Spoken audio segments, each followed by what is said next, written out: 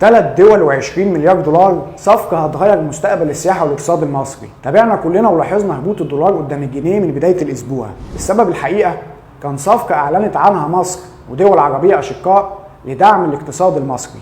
طبعا ده في ظل تحديات مالية كبيرة بتواجهها البلاد، طبعا بما فيها التضخم وتدهور العملة المحلية ونقص في العملات الأجنبية. الحد اللي فات كان يوم تاريخي اتغير فيه شكل الاستثمار السياحي في مصر. أكبر صفقة استثمارية بين مصر والسعودية والإمارات.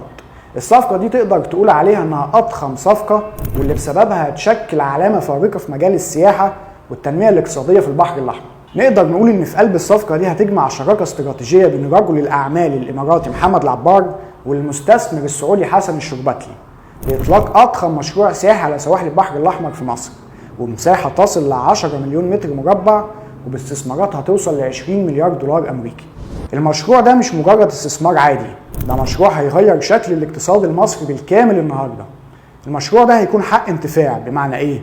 بمعنى ان الشركات المصريه هي اللي هتتولى التنفيذ والبنى، والدوله المصريه هتاخد نصيبها من الصفقه كاش.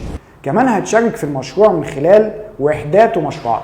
الاهم من ده كله ان المشروع مش بس نقطه انطلاق لاكبر مشروع سياحي في المنطقه، ده كمان هيفتح افاق لمشروعات تانيه هتدعم الاقتصاد المصري وتخليه من اقوى الاقتصادات في المنطقه. طب ايه كواليس توقيع العقد؟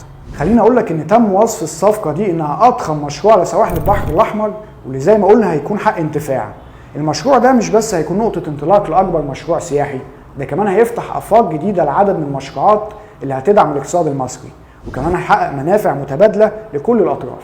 خبراء اقتصاد كتير بيتوقعوا ان المشروع ده هيساهم في جذب استثمارات تانيه على سواحل البحر الاحمر، واللي بتعتبر من اهم المناطق الجاذبه للاستثمار في العالم. الخلاصه، الصفقة دي بتمثل بداية لعصر جديد من التعاون الاقتصادي بين الدول الثلاثة، كمان خطوة قوية لتوسيع الشراكة الاقتصادية في منطقة الشرق الأوسط. وفي خطوات على الأرض حاليا بيتحدد من خلالها التفاصيل التنفيذية للصفقة وتوقيتات بدء العمل في المشروعات اللي تم الاتفاق عليها. الصفقة دي هتكون بداية لمشروعات ضخمة في مصر، هتفتح فرص كبيرة للاقتصاد الوطني، وبتثبت وبتأكد تاني ومن جديد قوة العلاقات بين مصر وأشقائها من الدول العربية.